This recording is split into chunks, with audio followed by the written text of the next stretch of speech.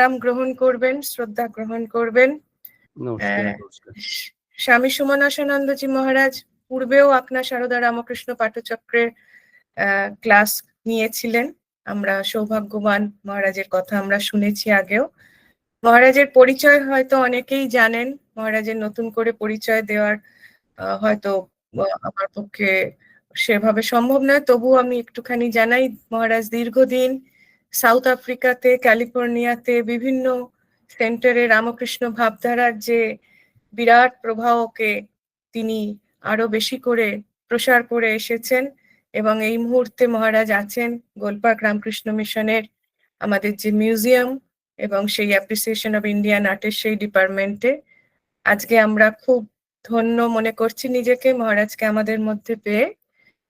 মহারাজের সাথে কথা হয়েছিল যে বিষয় নিয়ে মহারাজ বলবেন বলেছিলেন, তো আপনারাও সবাই জানেন, আমরা সেটা লিখেছি যে মাতৃভক্তি এবং স্বামীজির মাতৃভক্তি, এই নিয়ে আজকে মহারাজ আমাদেরকে তার মহামূল্যবান প্রবচন দেবেন। আমরা মহারাজের প্রায় শতকোটি প্রণাম জানাই। মহারাজ, আপনি ক্লাস শুরু করতে পারেন।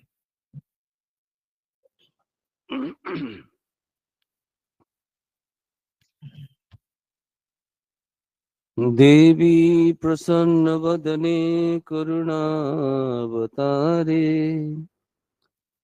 দিব্যোজ্জ্বল দ্যুতিময়ী ত্রিজগজ্জনিত্রী, কল্যাণকারিণী বরা ভয়দানশীলে, মাতর বিরাজ সততং মম হৃৎসরোজে। ব্রহ্মস্বরূপিণী শিবে শুভদে শরণ্যে, চৈতন্যদায়িনী ভবাম বুদ্ধিপাত নেত্রী, শান্তি প্রদে সুবিমলে সকলার্তি নাশে, মাতর বিরাজ সততং মম হৃৎসরোজে।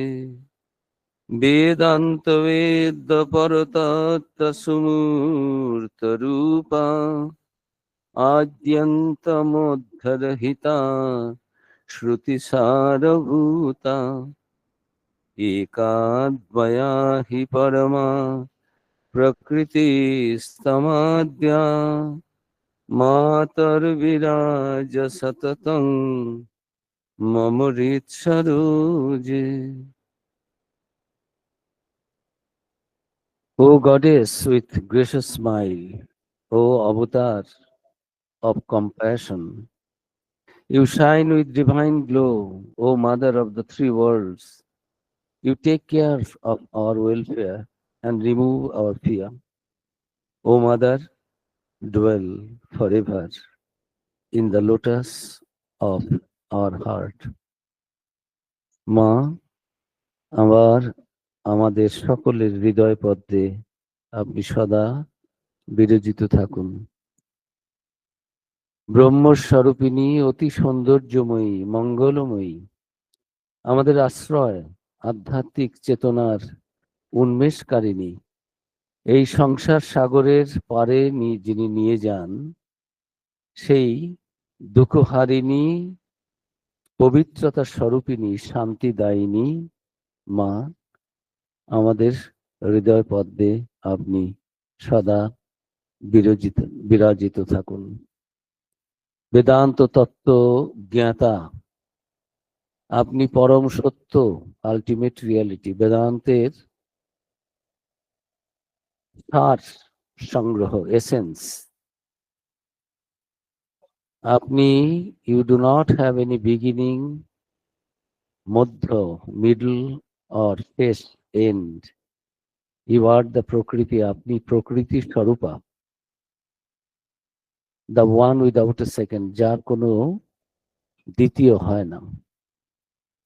হে মা, আপনি আমাদের সকলের হৃদয় পদ্মে সদা বিরাজিত থাকুন। আমি একটু ভাবার্থ করলাম। এটি Shri Sarada Devi অষ্টকম, composed by Revered Swami অভেদানন্দজি মহারাজ। অভেদানন্দজি মহারাজের প্রকৃতি পরমা আমরা জানি, আবার এটাও অভেদানন্দজি মহারাজেরই, যে মা তোর বিরাজ সততম, প্রতিটি স্ট্যাঞ্জার শেষে ওই মা আমার হৃদয়ে তুমি বিরাজ করো, এই হচ্ছে মায়ের জন্য প্রার্থনা। এখন মাকে কি চেনা যায়? এই যে এরা সব এগুলো লিখেছেন অনেক পরে। ঠাকুর মা সম্বন্ধে বলেছিলেন যে ও কি যেসে, ও সারদা সরস্বতী, জ্ঞানদায়িনী, ইচ্ছা মাত্র জ্ঞান দিতে পারে, এবং জ্ঞানদায়িনী মানে জ্ঞান দেওয়ার জন্যই এই দেহ ধারণ করে এসেছেন, তবে রূপ ঢেকে এসেছেন। ছাই চাপা বেড়াল, বেড়াল যদি বেরোয় ছাইয়ের গাদা থেকে, ওটা লাল কি নীল কি হলুদ কি কালো কিচ্ছু বোঝা যায় না। ওই ছাইয়ের যে রং সেই রঙে ওই রকমই মনে হয়। মাকেও it is difficult to ascertain the স্বরূপ অফ হোলি মাদার। মায়ের স্বরূপটা কি সেটা ঠাকুর বলার পরেও কিন্তু কতজন বুঝতে পেরেছে? রূপ ঢেকে তুমি কে গো অপরূপা, অপূর্ব সুন্দর একটি গানও আছে। রূপ ঢেকে তুমি কে গো অপরূপা, অবগুণ্ঠনে ঢাকা, আছো মা বাড়ায় চরণ দুখানি, আখি দুটি স্নেহ মাখা, অবগুণ্ঠনে ঢাকা। এটা ধ্যান করার একটা গান, গান তো নয়, যেন একটা ধ্যান মন্ত্র।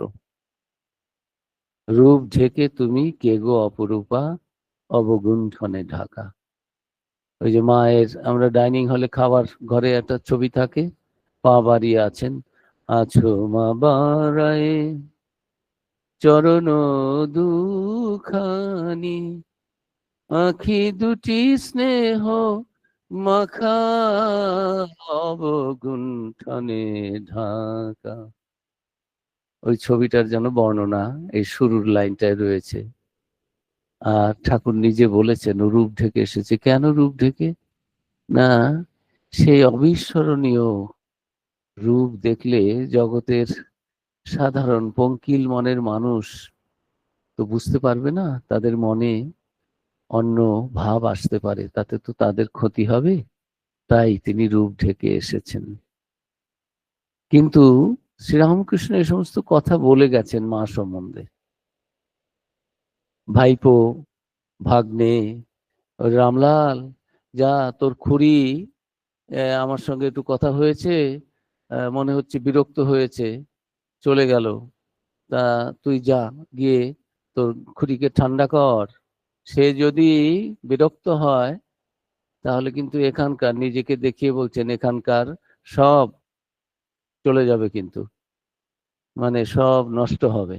দেখুন শ্রীরামকৃষ্ণের his own evaluation about Holy Mother Sarada Devi to his own people, নিজের লোকজন যারা ভাইপো ভাগ্নে, ভাগ্নেকে বলছেন, হৃদয়ে তুই তো আমার সঙ্গে অনেক গোলমাল করিস বাবা, সেবা টেবা তো অনেক করেছো, কিন্তু কষ্ট তুমি কম দাওনি, তুমি যখন তখন আমার ওপর অত্যাচার করো বাবা।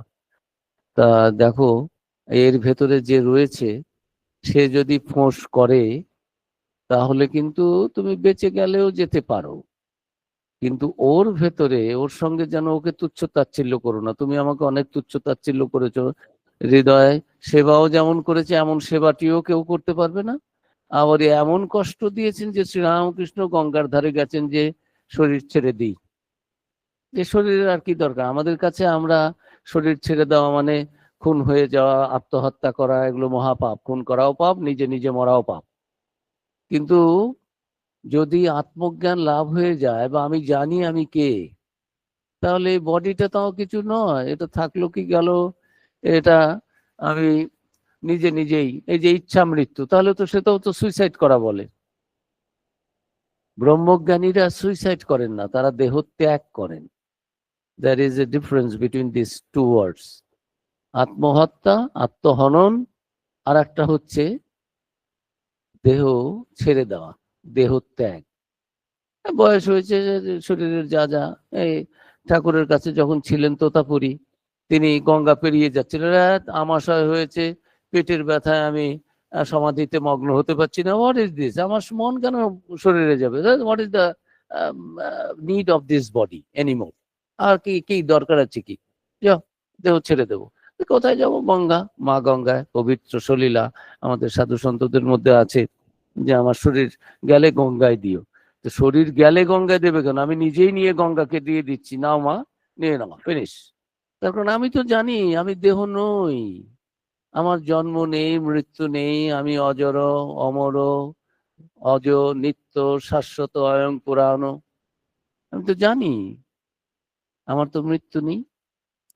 তা যারা জ্ঞানী, যারা ব্রহ্মজ্ঞান লাভ করেছেন, আত্মজ্ঞান লাভ করেছেন, they don't think that anybody can kill them. অর্জুনকে খুব করে ধমক দিলেন শ্রীকৃষ্ণ, কি একেবারে অসত্যান অনু অসত্যস্তং প্রজ্ঞাবাদংশ্চ ভাসসে গতাসুন গতাসুশ্চ নানুশোচন্তি পণ্ডিত। খুব তো পণ্ডিতের মতো আমাকে কথা বলছো বাবা অর্জুন, হ্যাঁ, যেন আমার জ্ঞান ট্যান কিছুই নেই, শাস্ত্র আমি জানি না, তুমি সব জেনে বসে আছো, হ্যাঁ, আর ব্যবহারটি করছো মূর্খের মতো, পণ্ডিতের মতো কথা বলছো, এই হলে শাস্ত্রে এই আছে সেই আছে, এই আমি এখন মারলে কি হবে, অমুক হবে ধমুক হবে, এই সমস্ত অনেক জ্ঞান দিচ্ছ, খুব শাস্ত্রের কথা, খুব ভালো, যেন আমি কিছুই জানি না।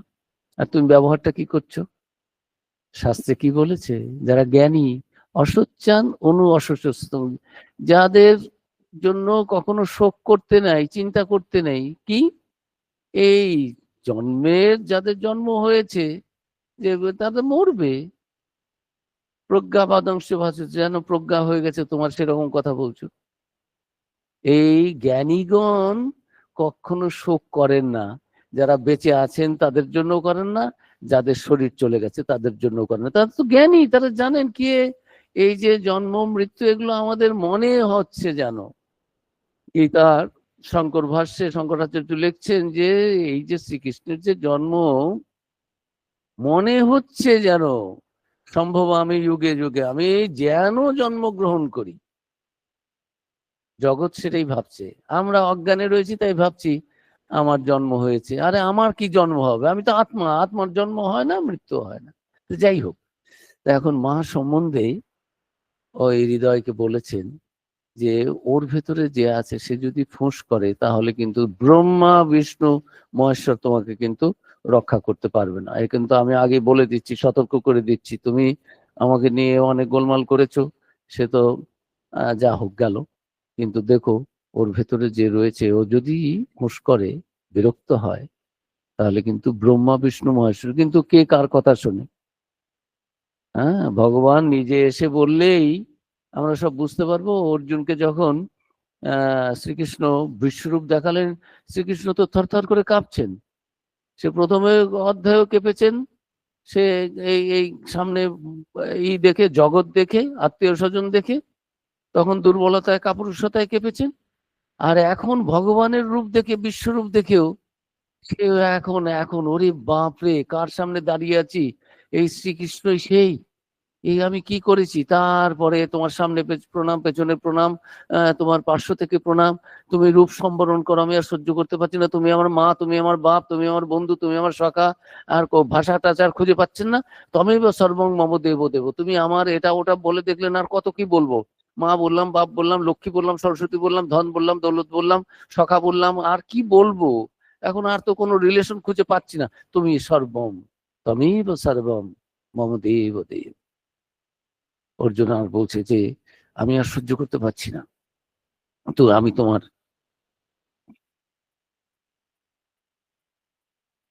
যে সাধারণ রূপ, আমি সেই রূপে তোমাকে দেখতে চাই, এই রূপ আমি সহ্য। অর্জুনের মতো বীর ঘেমে টেমে একেবারে এদিক ওদিক হয়ে গেলেন। ভগবান সামনে এসে দেখা দিলেই আমরা বুঝতে পারবো, তিনি বললেই আমরা মেনে নেব, মনে রাখতে পারবো। ভগবানেরই তো কথা, ভগবান বলছেন মিথ্যে কথা বলো না, কাউকে হিংসা করো না, শাস্ত্রই তো বলছেন। ভগবান তো, এই ঋষিগুলো তো সব ভগবানই, তারাই তো বলেছেন তুমি সেই, তুমি সেই, তুমি সেই, আদ্যন্ত মধ্য, আদি অন্ত মধ্য, সব জায়গায় ওই একই কথা। কথামৃত বারবার বলছেন যে রুটি যাই খাও, মিষ্টি রুটি, সব জায়গাতেই রয়েছে মনুষ্য লাভ, ওই ঈশ্বর লাভ, মনুষ্য জীবনের উদ্দেশ্য ঈশ্বর লাভ। কতক্ষণ খেয়াল থাকছে আমাদের? ভগবান আবার যদি অবতার হয়ে আসেন তাহলে ওই কথাগুলোই বলবেন। এই যে ঠাকুর বলেছেন সব শেয়ালের একরা। যত অবতার এসেছেন তাদের সমষ্টি হয়ে আগের তারা যা শিখিয়ে গেছেন শ্রীরামকৃষ্ণ সেগুলো তো বলেছেনই, প্লাস আবার নতুন করে নতুন ভাবে আমাদের জন্য, যাতে আমরা বুঝতে পারি তোমাদের চৈতন্য হোক, ওঠো জাগো, স্বামীজি বললেন। Right, awake and stop not till the goal is reached. গোলটা কি? টু নো দাই self, to know my own self, নিজেকে জানা। এখন ঈশ্বরের কৃপা ছাড়া তো এগুলো হয় না। তাই প্রার্থনা করতে হচ্ছে যে মা তুমি আমার হৃদয়ে সদা সর্বদা থাকো, হৃদয় পদ্মে, তোমাকে যেন ভুলে না যাই।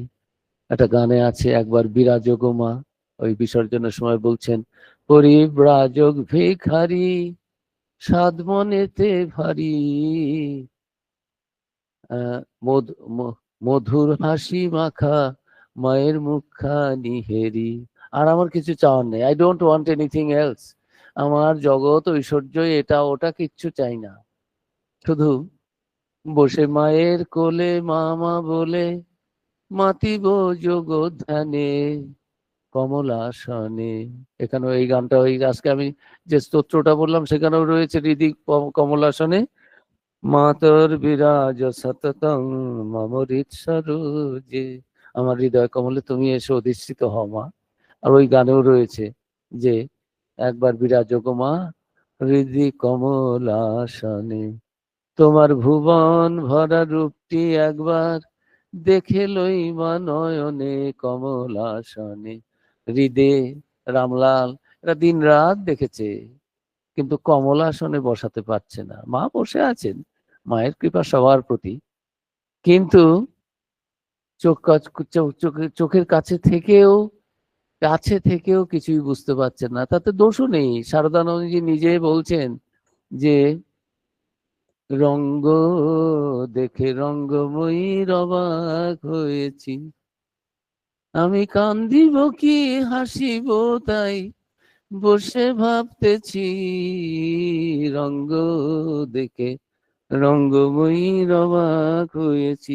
সারা জীবন থাকলাম কাছে, ফিরলাম পাছে পাছে, শেষে কিছুই না বুঝতে পেরে সব ছেড়ে দিয়েছি, যে একে চেনা যাবে না, এ ছাই চাপা বেড়াল। ঠাকুর বলেছেন মাকে কি চেনা যায়? ধরা দিতে সে লুকাও পুনঃ হেসে, একই লীলা মা তোমার। মায়েরই এক সন্তানের লেখা, স্বামী তপানন্দের। হলেও কঠিনা ঢালো মা করুণা, সুরধুনি সুধাধার।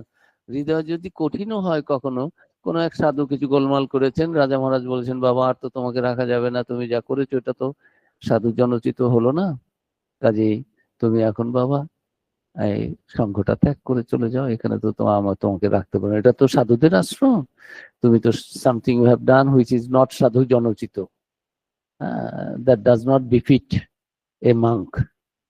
তো মার কাছে এসেছে, মায়েরই সন্তান, বুঝতে পেরেছে অন্যায় তো করেছি, দোষ হয়ে গেছে, এই জীবনে পদস্খলন। কতজন বলতে পারে যে আমি সুখদেবের মতো জন্মেছি অপাপবিদ্ধ, এইরকম। তো এখন মা এক হাতে এই দিয়ে আঁচল দিয়ে চোখ মুছিয়ে দিচ্ছেন, আবার বলছেন বাবা রাখাল যা বলেছে তাই করো এখন, কিন্তু আমাকে ভুলো না, আমার নাম নিও, দোষ তো করেছই। চোখের জলে ভিজিয়ে দিলেন, এই যে চোখের জল দিয়ে অনুতাপ অশ্রুতে, এই যে এখন আমার চোখের সামনে আমার সামনে বসে চোখের জল ফেলছো, অনুতাপ অগ্নিতে দগ্ধ হচ্ছ, ইটস গুড, ওটাই পথ। এখন যাও ভগবানের নাম নাও, আমাকে মনে রেখো, আমাকে মানে ভগবানকে ভগবতীকে, আর সেই রকম জীবন যাপন করো যে জীবন যাপন করলে তুমি তোমার স্বরূপকে জানতে পারবে, শুদ্ধ হবে, পবিত্র হবে। যদি গিরিশ ঘোষ যদি ভৈরব হতে পারে, রত্নাকর যদি বাল্মীকি হতে পারেন, ওই জগাই মাধাই যদি উদ্ধার হতে পারে, তাহলে আমরা এমন কি দোষ করেছি যে আমাদের উদ্ধার হবে না? তো মা এগুলো তো পরের দিকে বলেছেন মায়ের সম্বন্ধে, কিন্তু মাকে কি চেনা যায়? মা না চেনালে, হ্যাঁ, একটা গানে আছে যে ওই ওই ওই কি গানটা হচ্ছে যে তার কৃপা না হলে তাকে কি চেনা যায়? হ্যাঁ, ওরে কুশী লব গান, মানে এটা একটা কথামৃত উল্লেখ রয়েছে। ওরে কুশী লব করিস কি গৌরব, ধরা না দিলে কি পারিস ধরিতে। তিনি যদি কৃপা করে ধরা না দেন, তাহলে মাকে কে বোঝে? শ্রীরামকৃষ্ণ বুঝেছিলেন, বলেছিলেন, কিন্তু আমরা তো তৈরি হইনি, আমাদের মন তো ওইরকম হয়নি যে মাকে বুঝতে পারবো। মায়ের নিজের ভাইজি, ভাই, ভাইয়ের বোন, আত্মীয় স্বজন, কাছে যারা অতি নিকট, এক গর্ভে যারা শয়ন করেছেন, এই শ্যামা দেবীর গর্ভে মা এবং মায়ের ভাইরা, একটি ভাইও কি মাকে চিনতে পেরেছেন? এমনি মহামায়ার মায়া রেখেছ কি কুহক করে, ব্রহ্মা বিষ্ণু অচৈতন্য জীবে কি করিতে পারে। তিনি কৃপা না করলে কি তাকে বোঝা যায়? ওরে কুশীলব করিস কি গৌরব, ধরা না দিলে কি ধরা যায়, বোঝা যায়, তাকে জানা যায়? মায়ের স্বরূপ। মাকে একজন জিজ্ঞেস করছে, মায়ের এই সন্তান, মা জপ করে ভগবানকে দর্শন হয়? না বাবা। ধ্যান করে? না বাবা। তাহলে ভগবানের দর্শন হয় না? হয়। কিভাবে? তার কৃপায়। মায়ের কৃপা হলে মাকে জানা যায়। বাকিরা তো আমাদের তো, তিনি তো সেই তং বৈষ্ণবী শক্তির অনন্ত বীর্যা বিশ্বস্য বীজং পরমাসি মায়া সম্মোহিতং দেবী সমস্তমে তৎ ত্বং বৈ প্রসন্না ভুবি মুক্তি হেতু। তুমি সেই আদিভূতা সনাতনী শক্তি, মূলা শক্তি, তুমি আদি প্রকৃতি, তোমার থেকেই সব সৃষ্টি হয়েছে। বিষ্ণুর লাদিনী শক্তি তুমি, অনন্ত বীর্যা বীর্যশালিনী, বিশ্ব প্রসবিনী। কিন্তু তুমি কি করে রেখেছো? যে আমাদের একেবারে মোহাচ্ছন্ন করে রেখেছো। আবার এই মোহগ্রস্ত অবস্থা থেকে আমরা কি করে মুক্ত হতে পারি? তোমাকে জানতে পারি, আমাদের জানতে পারি মনুষ্য জীবনের উদ্দেশ্য যে ঈশ্বরের অনুভূতি, সেটা কি করে হতে পারে? সত্য লাভ করা। ঈশ্বরকে জানা মানে সত্যকে জানা। আমরা তো ঈশ্বরই, কিন্তু জানি না, সেটাই জানতে হবে। তিনি ছাড়া তো কিছু নেই। সেটা যে জানবো কি করে? আমরা তো মোহগ্রস্ত হয়ে আছি, কি করে কাটবে? ত্বং বৈ প্রসন্না, তুমি যদি আবার আমাদের ভক্তিতে, আমাদের প্রার্থনায়, আমাদের সন্তানের এই আকুতিতে, ব্যাকুলতায় তুমি যদি খুশি হও, তখন তং বৈ প্রসন্না ভুবি মুক্তি হেতু, তুমি আমাদের আবার মুক্তির যে দ্বার, সেটা মুক্ত করে দাও মা। চণ্ডীতে রয়েছে। এই মা, তাকে কি চেনা যায়? তাকে বোঝা যায়? রামকৃষ্ণ বলেছেন, রামলালকে বলেছেন, হৃদয়কে বলেছেন। রামলাল কি করলেন? বললেন, এই আমি তো শরীর ছেড়ে দেবো, তোদের খুঁড়িকে কে দেখবে? তোর উপরে দায়িত্ব থাকলো, দেখিস তোর খুঁড়ির যেন কোনো অসুবিধা না হয়। বাকিরা তো সাধু ছেলে, সাধু সন্ন্যাসী, তাদের নিজেদেরই কিছু নেই, তারা আবার মায়ের কি দেখাশুনো করবে? তোর তো খুঁড়ি, এটা তো তোর, it is your duty, you will look after her, তোরই দায়িত্ব থাকলো, দেখিস। হ্যাঁ, তিনি কি করলেন? ঠাকুরের শরীর চলে যাওয়ার পরে 7 টাকা করে একটা, ঠাকুর তো টাকা নিতেন না ওই মন্দির থেকে, যে না, প্রথম তো ওই 7 টাকা হিসেবে তাকে একটা বেতন দেওয়া হতো। তা উনি নিন আর না নিন, এই টাকাটা তার নামে ব্যাংক অ্যাকাউন্টে জমা পড়ে যাওয়ার মতো একটা খাতায় একটা অ্যাকাউন্ট মেনটেন করতো, তারা ঠাকুরের নামে জমা টমা করে রেখে দিত খাজাঞ্চিরা। সেরকমই বন্দোবস্ত করা ছিল ইয়ের থেকে, মথুরবাবুর আমল থেকে, রাসমণির আমল থেকে, যে ঠাকুর তো টাকার হাত দেবেন না, নেবেন না, বেতন নিয়ে কারো অধীন হবেন না। যিনি জগদীশ্বর, তিনি আবার কার অধীন হবেন? যাই হোক, এখন রামলাল দাদা কি করলেন? মা তখন বিধবা, বলছে এই টাকাটা তাহলে এখন মার কাছে দেওয়া। যে আরে ব্রাহ্মণের বিধবা, বিধবাদের আবার খেতে টেতে হয় নাকি? ব্রাহ্মণের বিধবা দিনে একবার খায়, বেশিরভাগই তো উপবাসী থাকে, এটা ওটা। ও টাকাটার দরকার নাই, আর টাকাটা বন্ধ করিয়ে দিল। এই হচ্ছেন আত্মীয় স্বজন, যাদের ঠাকুর নিজে মুখে বলে গেছেন। কাজেই তার কৃপা না হলে তাকে বোঝা যাবে না, চেনাও যাবে না। তাতে দোষও নেই, তিনিই তো আমাদের, কিন্তু আমাদের প্রার্থনাটা করতে হবে। বুঝতে পারিনি, বোঝা যাবে না।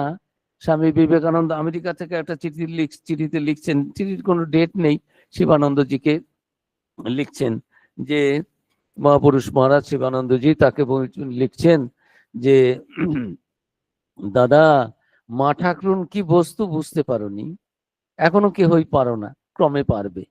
শক্তি বিনা জগতের উদ্ধার হবে না। আমাদের দেশ সকলের অধম কেন, শক্তিহীন কেন? শক্তির অবমাননা সেখানে বলে। মা ঠাকুরানী ভারতে পুনরায় সেই মহাশক্তি জাগাতে এসেছেন, তাকে অবলম্বন করে আবার সব গার্গী মৈত্রেয়ী জগতে জন্মাবে। এই জন্য তার মঠ প্রথমে চাই।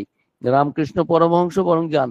এই চিঠি লিখছেন 1894 আমেরিকা থেকে, ওই অক্টোবর নভেম্বর, ডেটটা দেওয়া নেই, কিন্তু মোটামুটি যা ধরে নেওয়া যায় রিসার্চ করে যে এই চিঠিটা ঠিক ওই মুহূর্তে ওই সময়ে লেখা। এবং একদিনের চিঠিটা লিখেছেন তাও হয়তো নয়, কখনো কখনো মনে এসেছে কিছুটা লিখছেন, এখনকার দিনের মতো তো নয়, হ্যাঁ এই লিখলাম, একটা পোস্টকার্ড পাঠিয়ে দিলাম, একটা চিঠি পাঠিয়ে দিলাম, সেখান থেকে টাকা পয়সা খরচা করে পাঠাতে হবে একটা চিঠি, এমনি এমনি নয়। কাজে এই চিঠির মধ্যে যাতে সব রকমের প্রয়োজন যেটা জানার বা বলার সেগুলো সব হয়ে গেল, যে তারপরে পাঠিয়ে দিলাম। হয়তো কদিন ধরে ভাবছেন, ভেবে একটা চিঠি লিখছেন। তো সেই চিঠিতে লিখছেন যে প্রথমে মার মঠ চাই, মাকে কেন্দ্র করে আবার সব গার্গী মৈত্রেয়ী জন্মাবে। রামকৃষ্ণ পরমহংস বরং যান, আমি ভীত নই। মা ঠাকুরানী গেলে সর্বনাশ।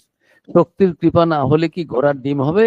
আগে মায়ের জন্য মঠ করতে হবে, আগে মা আর মায়ের মেয়েরা, তারপর বাবা আর বাপের ছেলেরা। মায়ের কৃপা আমার উপর বাপের কৃপার চেয়ে লক্ষ গুণ বড়। এই যে স্বামীজি যে বলছেন তোমরা কেউ মাকে চেনোনি, এই যে মহাপুরুষ মহারাজকে বলছেন, মহাপুরুষ মহারাজ স্বামীজির থেকে বয়সে 3 আর 6 9 বছরের বড় ছিলেন। 1854-তে তার জন্ম, স্বামীজির জন্ম 1863-তে। 9 বছরের সিনিয়র তাকে এই রকম ভাষায় কথা বলছেন, কেন বলছেন? তিনি সত্য বলছেন, দাদা মা ঠাকুরুন কি বস্তু তোমরা চিনতে পারোনি, এখন কেহই পারো না, ক্রমে পারবে। এই যে বলছেন এখনো কেহই পারো না, বুঝতে পারোনি, তবে পারবে। তাহলে আমি কি বুঝেছি? সেটা উজ্জ্ব থেকে গেছে। বলছে হ্যাঁ, কিন্তু কোনো অহংকার করছেন না, এটা মায়েরই কৃপায়। মাকে যতটুকু বোঝা আমার পক্ষে সম্ভব সেটা আমি মায়ের কৃপাতেই বুঝেছি। তার কারণ তার কৃপা ছাড়া তাকে বোঝা যাবে না, তার কৃপা তোমাদের আছে, তোমরা সেটা বুঝতে পারবে ক্রমে। তো এই কথা বলছেন যে মায়ের কৃপা আমার উপর বাপের কৃপার চেয়ে বেশি, লক্ষ গুণ বড়। ওই মায়ের দিকে আমিও একটু গোঁড়া। মার হুকুম হলেই বীরভদ্র ভূত প্রেত সব করতে পারে। আমেরিকা আসবার আগে মাকে আশীর্বাদ করতে চিঠি লিখেছিলাম, তিনি এক আশীর্বাদ দিলেন। মায়ের কথা মনে পড়লে সময় সময় বলি কো রাম। রামকৃষ্ণ পরমহংস ঈশ্বর ছিলেন কি মানুষ ছিলেন যা হয় বলো, কিন্তু যার মায়ের উপর ভক্তি নেই তাকে ধিক্কার দিও। এই যে কি অপূর্ব চিঠি, সামান্য কয়েকটা বাক্যের মধ্য দিয়ে মাকে সকলের সামনে তুলে ধরলেন। শ্রীরামকৃষ্ণ তো নিজের ভাইপো এদের বলেছেন, ভাগ্নে এদের বলেছেন, কেউ কেউ শুনেছে অন্যরা, কিন্তু নরেনকে তো আলাদা করে ঠাকুর কিছু বলেননি। কিন্তু নরেনের জীবনে দেখি এই যে মায়ের প্রতি যে ভক্তি, মাকে যে চেনা, এ যেন নরেনের আপনা আপনি মায়ের কৃপায় নরেন তাকে চিনতে পেরেছেন। নরেনের জীবনে দেখি রামকৃষ্ণের সঙ্গে সারাক্ষণ ঝগড়াঝাঁটি তর্ক চলেই যাচ্ছে। ঝগড়াঝাঁটি মানে প্রেম ভালোবাসার ঝগড়া, তর্ক করা আর কি। না না, আপনি যা দেখেছেন ও সমস্ত হ্যালুসিনেশন, ওগুলো এটা এটা সেটা। আপনি তো সায়েন্স পড়েননি, সাইকোলজি পড়েননি, ওই সারাদিন রাত যা ভাবেন রাত্রিবেলা তাই স্বপ্নে দেখেন, আর স্বপ্নগুলোকেই বলছেন মা কালী এলো, কথা বললো, এই সমস্ত। আপনি বললেন ওই পাখি, চাতক পাখি, জল হবে সেটা ছাড়া খায় না। এই তো আপনার চাতক পাখি দেখে গেলাম গঙ্গার ধারে, ওই হাঁসপুকুরের জল খাচ্ছে, আর একদিন গঙ্গার জল খাচ্ছে, এই সমস্ত সব সর্বদা তর্ক। কোনো কিছু শ্রীরামকৃষ্ণ তার যে দর্শন টর্শন হয়েছে, নরেন বলছে না না ওগুলো মনের যোগ। শ্রীরামকৃষ্ণ যে মিথ্যে বলছেন নরেনের সেটা বোধ নেই। নরেন জানেন শ্রীরামকৃষ্ণ মহাসত্যবাদী, সে ব্যাপারে কোনো কথা নাই। As a man I have the highest respect for him, but অবতার নৈব নৈব চ, I have not experience that. আমার কাছে যতক্ষণ সেটা প্রতিভাত না হচ্ছে ততক্ষণ তো আমি অবতার বুঝতে হবে। when I will be completely confirmed, sanguine, আমি নিজে যখন ওটা এক্সপিরিয়েন্স করব তখনই তো আমি বলতে পারি সেটা। নরেন আর ঠাকুর মার কাছে গেলেন যে নরেন তো আমাকে এটা বলছে সেটা, তো আমার একটা দর্শনও যদি ভুল হয়, নরেন তো মিথ্যে বলেন, ঠাকুরও জানেন নরেন মিথ্যে বলবে না। নরেন যে আমাকে তুচ্ছ তাচ্ছিল্য করছে তা নয়, নরেনের বোধ নরেন বলছে, ঠাকুর জানেন। আবার নরেনও জানেন ঠাকুর যে বলছেন মা এলেন, দেখা হলো, আমি এই হলো সেই হলো, রাম এসে আমার শরীরে ঢুকে গেল, শ্যাম এসে ঢুকে গেল, এই দর্শন হলো সেই দর্শন হলো, এই যে বলছে দিন রাত ভদ্রলোক, ইনি কি মিথ্যে কথা বলছেন না? আমরা যেমন বলি যে মান যশ হবে, লোকে বলবে, যেটা আমি জানি আমি ওটা নই, আমরা ওটা বলে সেটা যশ মান এগুলো পাওয়ার চেষ্টা করি, লোককে দেখাতে চাই। শ্রীরামকৃষ্ণ তা করছেন না। স্বামীজি জানেন যে ঠাকুরের এরকম হচ্ছে, সেগুলো সব হ্যালুসিনেশন।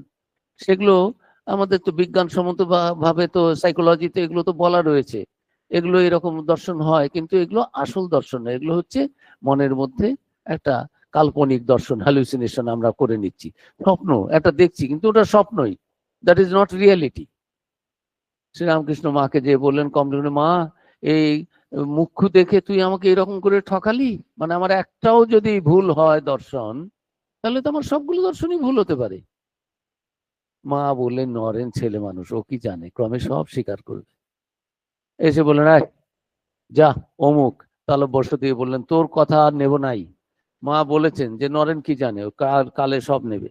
কালে দেখলাম নরেন সব নিলেন, কিন্তু এই নরেন কত তর্ক বিতর্ক করেছেন শ্রীরামকৃষ্ণকে বোঝার জন্য, এবং শেষ শরীর যাওয়ার দুদিন আগে বলছে এখনো শ্রীরামকৃষ্ণ নিজে মুখে বলুন। শ্রীরামকৃষ্ণ মনের কথাটা বুঝে বললেন নরেন এখনো সন্দেহ, যেই রাম যেই কৃষ্ণ সেই ইদানিং এই দেহে রামকৃষ্ণ।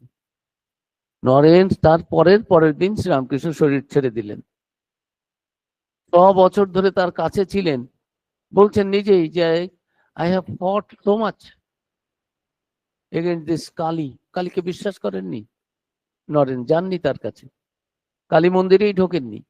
শ্রীরামকৃষ্ণের কাছে সারাদিন কাটাচ্ছেন, মাঝে মাঝে রাতও কাটাচ্ছেন, জপ ধ্যান সাধন ভজন করছেন, কত কি করছেন, নাচ হচ্ছে, গান হচ্ছে, বাট নেভার নেভার নৈব নৈব চ, একেবারে কালী মন্দিরে যাওয়া নেই, ওখানে মা কালীকে ও পাথর প্রণাম করব না, এটা অহংকার নয়। আমি যতক্ষণ পর্যন্ত সেই প্রস্তর মূর্তিতে চিন্ময়ীর অনুভব উপস্থিতি আমি অনুভব না করব, ততক্ষণ তো আমি ওই পাথরের, আমি তো প্রতিজ্ঞা করেছি, আমি তো রিটেন দিয়েছি ওই ব্রাহ্ম সমাজে। রাখাল মহারাজকে একদিন দেখছেন মন্দির থেকে বেরিয়ে আসছে, মা কালী মন্দির, এ কি হচ্ছে, হ্যাঁ অসততা, মিথ্যাচারিতা, ভণ্ডামি, তুমি ওখানে বলেছো, পাথরের সামনে গিয়ে বলেছো। রাজা মহারাজ ভয়ে আর আসতেন না। তো এই রকম শ্রীরামকৃষ্ণ বলছেন যে তুই আমার মাকে মানিস না, এখানে আসিস কেন? আপনাকে ভালোবাসি, আপনাকে ভালো লাগে, তাই আপনার কাছে আসি, আমি মা কালীর কাছে আসি না। হোয়াট এ ওয়ান্ডারফুল রিলেশন, আর কি রকম এস্টাবলিশড ইন ট্রুথ। সত্যি যা বলছি সত্য কথা বলছি। আমার মনে হয় আপনি স্বপ্ন দেখেছেন তাই বলেছি, স্বপ্ন ছোট করার জন্য না। আমার মনে হয় আপনার এগুলো হ্যালুসিনেশন, সারাদিন রাত যা ভাবে মানুষ সেরকমই মানুষ দেখে, ঘোরের মতো মধ্যে থাকে, আপনি সেই রকম মা করছেন, মনে হচ্ছে মা এসে কথা বলছে, ওগুলো আপনি নিজেই শুনছেন, নিজেই একটা কাল্পনিক কথা মনে করে নিচ্ছেন। তো এইরকম তিনি যেমন নরেন ভেবেছেন, কিন্তু শ্রীমায়ের ব্যাপারে 1890-তে প্রথম স্বামীজিকে আমরা দেখতে পাই, মা সম্বন্ধে স্বামীজির মূল্যায়ন, স্বামীজির মূল্যায়ন ঠিক বলবো না, just a little hints about holy mother, who she was. আমাদের এই টপিকটা ঠিক হয়েছিল যে এই মায়ের তিথি পুজো গেল, আবার এই স্বামীজির তিথি পুজোও আসছে, তাই যে তাহলে কি টপিক বলুন যেন, আপনি একটা বলুন, ঠাকুর মা স্বামীজি যে ভালো, যা ভালো লাগে। আমি যে এই তো মা গেল, স্বামীজি আসছেন, তাহলে মা স্বামীজি, আমরা ঠিক আছে, তাহলে স্বামীজির মাতৃভক্তি, স্বামীজিও আসবেন, মাও আসবেন, ঠাকুর তো আসবেই, মা আসবেন, স্বামীজি আসবেন, ঠাকুর আসবেন না? এ তিনে মিলে এক, একে মিলে তিন। মা আর স্বামী ঠাকুর কি আলাদা, আমরা কি আলাহিদা? হ্যাঁ, মা বলছেন যে ঠাকুর তোমাদের পেছনে রয়েছেন, আমি মা রয়েছি, ভয় কি বাবা, সর্বদা জানবে আমার একজন মা আছেন। আর ঠাকুর আর আমি, আমরা কি আলাহিদা? নিজেই বলছেন। Are we two separate different entities? No. তা এই মাকে স্বামীজি মায়ের কৃপায় কিছুটা বুঝতে পেরেছিলেন যে সেই বিশ্বমা, জগন্মাতা, বিশ্ব প্রসূবিনী, তিনি এসেছেন। ওই দেবী সূক্ততে আছে, অহং রুদ্রে ভীর বসুবিশ্চরম মহম আদিত্য রুদ, ওইখানে ওই শ্লোকের মধ্যে রয়েছে যে আমি সে, I am the queen of this universe. আমার থেকেই তো সব, এই যে ব্রহ্মা বিষ্ণু মহেশ্বর কে তৈরি করেছে। চণ্ডীতেও প্রথম ইয়েতে ব্রহ্মবাচ সেখানে রয়েছে, ওই ইয়েতে চণ্ডীতে প্রথম অধ্যায়ে ব্রহ্মা করছেন, প্রার্থনা করছেন, দেবী আপনি তো আমাকে, মহেশ্বরকে, বিষ্ণুকে আপনি তো সৃষ্টি করেছেন, হে মহামায়া, হে যোগমায়া, এখন আপনি কৃপা করে বিষ্ণুর নিদ্রা ভঙ্গ করিয়ে মধুকৈটবের হাত থেকে আমাকে বাঁচান। ব্রহ্মা সেখানে যে ত্বং স্বাহা ত্বং স্বধা ত্বং হি বসৎকার স্বাত্মিকা সুধা তমক্ষরে নিত্যে ত্রিধাত্মা মাত্রা, যে ত্রিধাত্মিকা, ওই ওই ওই ওই মন্ত্রের মধ্যে গিয়ে কয়েকটা পরেই ব্রহ্মা প্রার্থনা করছেন যে আপনি তো ব্রহ্মা বিষ্ণু মহেশ্বর সব তৈরি করেছেন, সৃষ্টি করেছেন, আপনাকে আর আমি কি দিয়ে স্তুতি করতে পারি? আপনার কথা আমি আর কি ব্যাখ্যা করব? ইউ আর মাই ক্রিয়েটার, আমার একার নয়। আবার সেই মাই দেবী সূক্তের মধ্যে রয়েছেন যে আমি তো এই সমস্ত আদিত্য দেব দেবতায় যে রুদ্র, এদের তো আমি তো তৈরি করেছি, আমার থেকেই তো সব হয়েছে। I am the queen of the universe. আমি কাউকে ব্রহ্মা করতে পারি, কাউকে বিষ্ণু করতে পারি, কাউকে ব্রহ্মজ্ঞান করতে পারি। আর যাকে আমার একটা গানে রয়েছে, সকলই তোমারই ইচ্ছা, ইচ্ছাময় কারে দাও মা ব্রহ্মপদ, কারে করো অধগামী, সকলই তোমারই ইচ্ছা। তোমার ইচ্ছাতেই তো সব হচ্ছে, কিন্তু কে বোঝে? বোঝে প্রাণ, বোঝে যার। এই মায়ের কৃপায় স্বামীজি তাকে বুঝতে পেরেছিলেন। এই মাকে, শ্রীরামকৃষ্ণকে তিনি মানেননি, কত তর্ক বিতর্ক করেছেন, অবতার আমি স্বীকার করবো না। ডিসেম্বর মাসে কথামৃতে বর্ণনা রয়েছে, সেখানে ডক্টর মহেন্দ্রলাল সরকার রয়েছেন, গিরিশ বাবু রয়েছেন, মাস্টারমশাই বলছেন, মাস্টারমশাই রয়েছেন। তা এই যে সবাই অবতার বলছে, এই করছে, তখন ঠাকুর বলছেন তোমরা তো বলছো, ও কি বলে নরেনকে দেখিয়ে, নরেন বলছে না, as a man I have the highest respect for him, কিন্তু অবতার না। উনি যেন ভগবান আর মানুষের মধ্যে একজন, এমন একজন এন্টিটি যার ব্যাখ্যা করা যায় না। সে একজন বিখ্যাত দার্শনিক বিদেশি, তিনি বলেছেন যে শ্রীরামকৃষ্ণ একটা ফেনোমেনা, শ্রীরামকৃষ্ণকে বর্ণনা করা যায় না, কিন্তু দেখতে পাচ্ছি। বর্ণনা কি করে, অস্বীকারও করতে পারছি না, নেই, কিন্তু এটা দেখতে পাচ্ছি, কিন্তু ঠিক কি তা যেন আমরা জানতে পারছি না, বুঝতে পারছি না, বর্ণনা করতে পারছি না। বর্ণনাতীত অবাং মনস গোচরম, বাক্য মনের অগোচর। তো যাই হোক, তো এই মা সেই মহাশক্তি, তাকে কি জানা যায়? কৃপা করে তিনি ধরা দিলে, দেখা দিলে দেখা পাওয়া যায়, তাকে বোঝা যায়। ওই গানটা কি করলাম, ধরা দিতে এলে এসে, ওই যে বললাম, আবার লুকাও পুনঃ হেসে।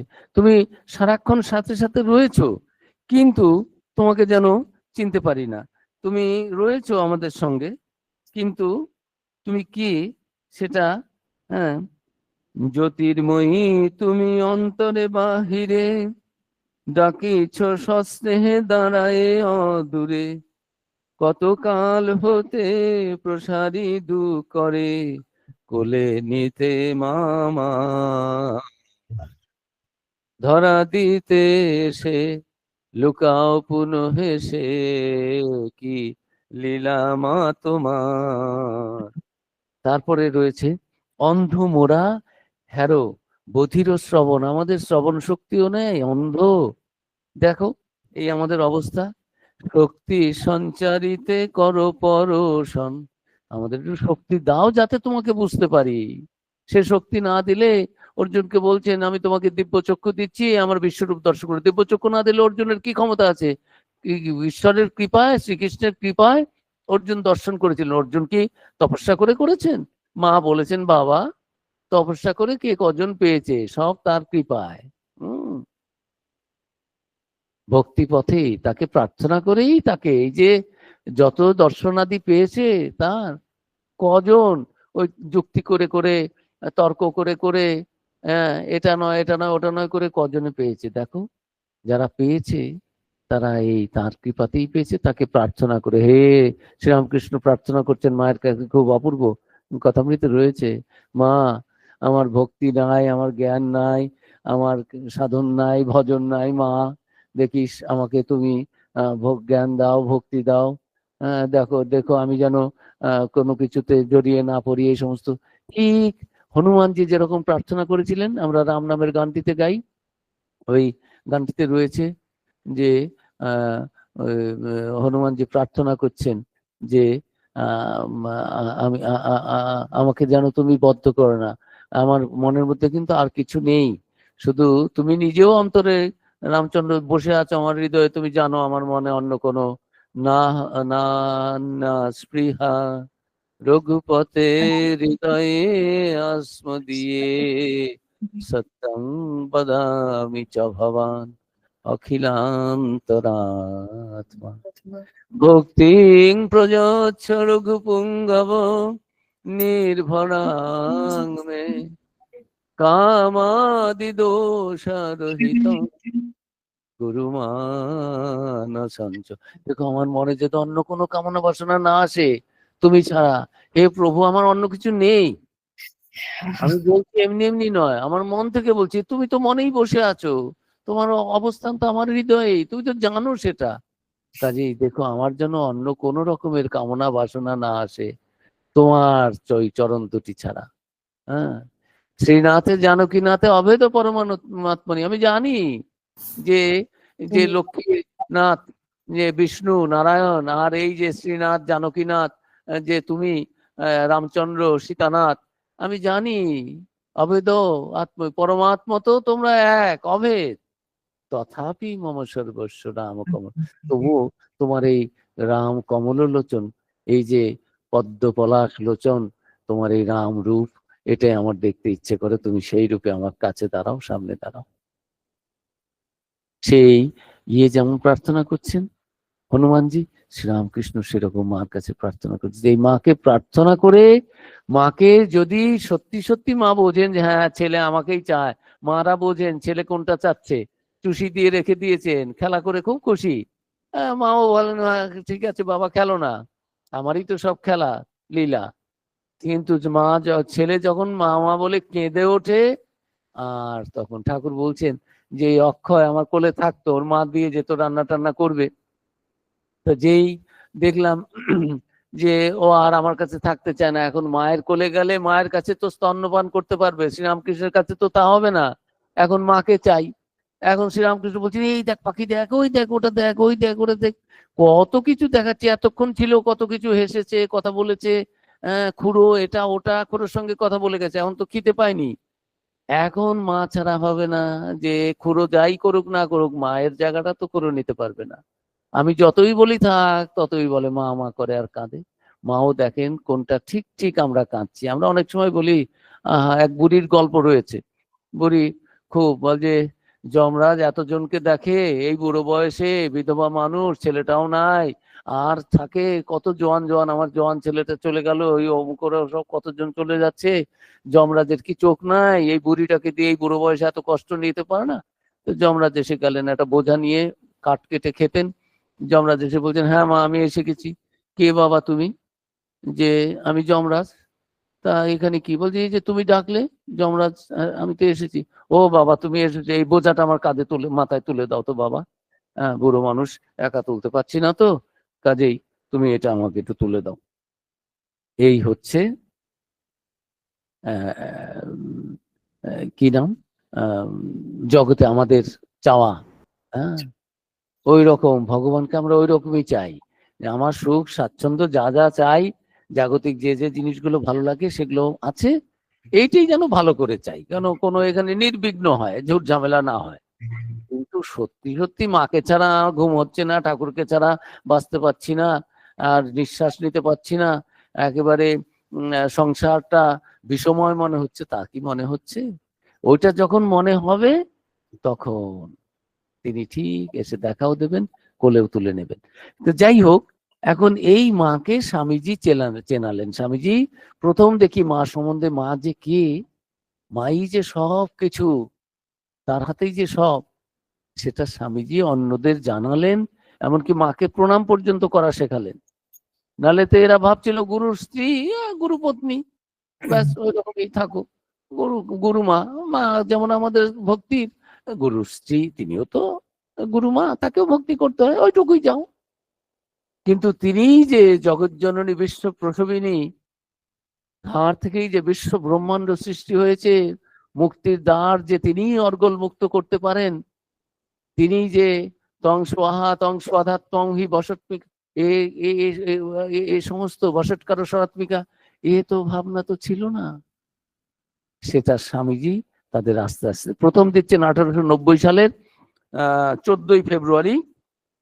সেই চিঠিতে স্বামীজি লিখছেন, গিরিশ বাবু আর বলরাম বাবুর মধ্যে, দুজনেই ভক্ত, মায়ের সেবাও করছেন, মা জগৎ জননী রূপে নয়, গুরুপত্নী রূপে দুজনেই সেবা করছেন।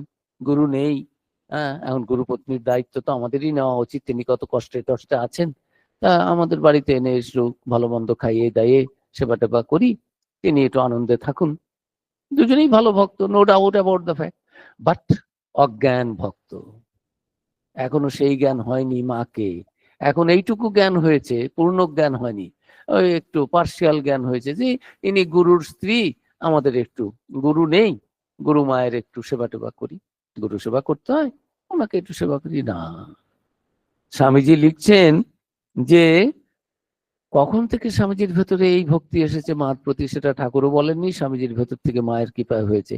1890-এর 14ই ফেব্রুয়ারি গাজীপুর থেকে তিনি বলরাম বাবুকে একটা চিঠিতে লিখছেন। প্রথম দেখা যায় মা সম্বন্ধে স্বামীজির একটা মানে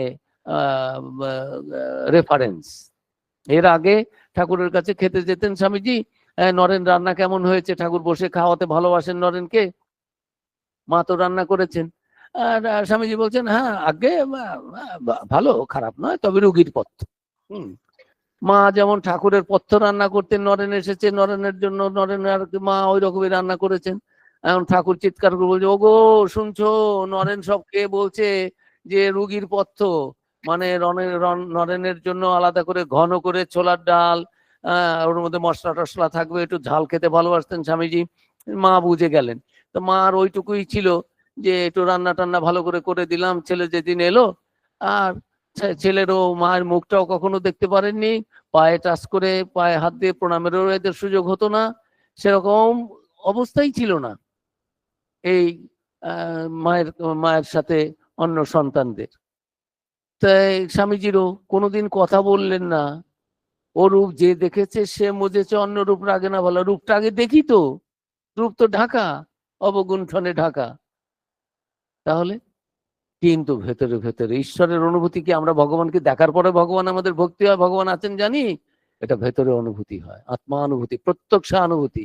এটা ভেতর থেকে, এটা অপরোক্ষ, অপরের দ্বারা কেউ বলেছে, রামকৃষ্ণ বলেছেন সেই জন্য মা আমার কাছে জগৎ জননী হল, ইট ইজ নট দ্যাট। এটা স্বানুভূতি, স্ব অনুভূতি, নিজের অনুভূতি। স্বামীজি সেখান থেকে, সেই লেভেল থেকে বলছেন মা কি বস্তু চিনতে পারোনি। তাই মার সম্বন্ধে ফার্স্ট লেটার দেখা যাচ্ছে।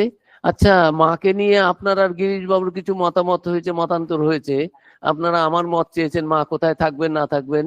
এখন দুজনেই বাপের বয়সী, ইনি তো শ্রদ্ধা করেন, কাজে ডাইরেক্ট বলছেন না, you idiots, you are taking decision on holy mother, who are you to take that. সেটা না করিয়ে বললেন কি, বলছেন যে who am I to decide dictate terms on Holy Mother, to decide where Holy Mother will be or will not be. আপনার বাড়ি থাকবে 14 দিন থাকবে না 15 দিন থাকবে, না গিরিশ বাবুর বাড়ি থাকবে না কি থাকবে, কোথায় থাকবে, who am I to decide, মানে আপনারাই বা কে ওই ডিসিশন নেওয়ার। Let holy mother decide where she will come or not কাম।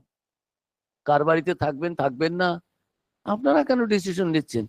এই সমস্ত বলে টলে শেষে বললেন, বুঝতে পারছি মা যদি অলরেডি এসে থাকেন এবং আপনার বাড়িই থাকেন, তাহলে ইতিমধ্যে মা যদি এসে থাকেন, তখনকার দিনের চিঠি তো অনেক দিন ধরে যাতায়াত করতো, তা এখন মা হয়তো এসে গেছেন, যদি এসে থাকেন মা আপনার কাছেই থাকেন, তাহলে আপনি কি করবেন? কোটি কোটি প্রণাম, প্লিজ ডু কনভে মাই কোটি কোটি ভুলুণ্ঠিত প্রণাম মায়ের চরণে নিবেদন করুন, আর আমার জন্য আশীর্বাদ প্রার্থনা করুন। তোমরা তোমাদের আশীর্বাদ চাও না চাওতে তোমরা বোঝো, আমার জন্য, আমি তো নেই সামনে, আপনি আমার হয়ে মার কাছ থেকে আশীর্বাদ প্রার্থনা করুন। See the difference of the quality of devotion between two devotees. এরাও কি কম স্নেহ পেয়েছেন? গিরিশ হোক, যার সব দায়িত্ব শ্রীরামকৃষ্ণ নিয়ে নিলেন, ওই গরল নিয়ে তার কণ্ঠ রোগ হলো এই গিরিশের গরল পান করে গ্রহণ করে।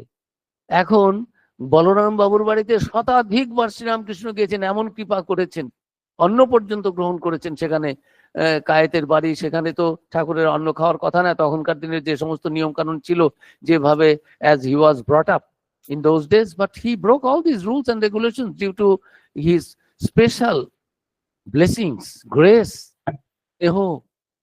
অর্জুনের কি তপস্যা করেছে? অর্জুনকে ভগবান দেখলো, ভগবান অর্জুনের প্রেমে ভালোবাসায়, আর কিচ্ছু নেই। কি তপস্যা করেছে অর্জুন যে বিশ্বরূপ দর্শন করবে? বলে দেবতারাও এগুলো দেখতে পায় না, তুমি তো ছাড় মানুষ, দেখো দেখো দেখে নাও। তো এই বলরামকে প্রভু কত কৃপা করেছেন। কেন করেছেন? বলরামের ভক্তির জন্য। তিনি কৃপাময়, তিনি কৃপা করেই তো আসেন, কৃপা করেই এই রূপ ধরেছেন। অরূপ সায়রে লীলা লহরী উঠিল মৃদুল করুণাবায়। ওই করুণায় দেহ ধারণ করে আসেন, নিজের থেকেই করুণা করে মা এসেছেন, ঠাকুর এসেছেন ওই বাড়িতে। এখন মা যদি এসে থাকেন, আমার ভুলুণ্ঠিত প্রণাম জানাবেন, আমার জন্য প্রার্থনা করবেন। মানে তোমরাও বোঝো মাকে। মা গুরুর স্ত্রী নন, একজন মহিলা নন। গুরুর স্ত্রী, তাকে একজন মহিলা আমাদের প্রণাম করতে হবে, ভক্তি করতে হবে, একটু খাওয়াতে হবে, পড়াতে হবে, নো। তিনি জগতের জননী, বিশ্ব প্রসবিনী। বৈকুণ্ঠ হতে লক্ষ্মী এলো পৃথিবীর এই মাটিতে। হ্যাঁ, একটা গানে আছে, নিখিল মাতৃ হৃদয় সাগর মন্থন সুধামূরতি, বিশ্বজননী সেজে ভিখারিণী। বিশ্বজননী ভিখারিণী সেজে এসছে, ওকে ভিখারিণী ভেবে তোমরা একটু সাহায্য করলে, ভক্তি করলে, ওরকম নয়। she stands on her own, not as the wife of Sri Ramakrishna. দুটোর মধ্যে পার্থক্য আছে। সেইটা বোঝানোর জন্য ধরণীর ভার হরিতে আবার এলেমা আদ্যা শকতি, এই যে অপূর্ব জগতে তারিতে এলেমা এবার। তা তোমরা বোঝো মাকে, সেটা বুঝে মায়ের সাথে সেই রকম ব্যবহার করে। প্রথম চোখ খুলছেন সেটাকে নরেন্দ্রনাথ, তার দৃষ্টিতে মায়ের প্রতি এই যে স্বামীজির মাতৃভক্তি, অন্যদের ভক্তি তখনও হয়নি, অন্যরা ওই গুরুশ্রী বলে একটু ভক্তি করছেন। আর স্বামী বিবেকানন্দ বিশ্ব প্রসবিনী, বিশ্ব জননী, মহাশক্তি, কালী, আদ্যা শক্তি বলে তাকে পুজো করছেন। This is the difference. তারপরে দেখতে পাই কয়েক মাস পরে, এই জুলাই মাসে তিনি হিমালয়ে যাবেন তপস্যা করতে, মায়ের আশীর্বাদ নিতে চলে এসছেন। মা তখন ঘুষুরিতে একটা বাড়িতে থাকতেন। মাও বলছেন, তখনও নরেন কিন্তু বিশ্ব বিজয়ী স্বামী বিবেকানন্দ হননি।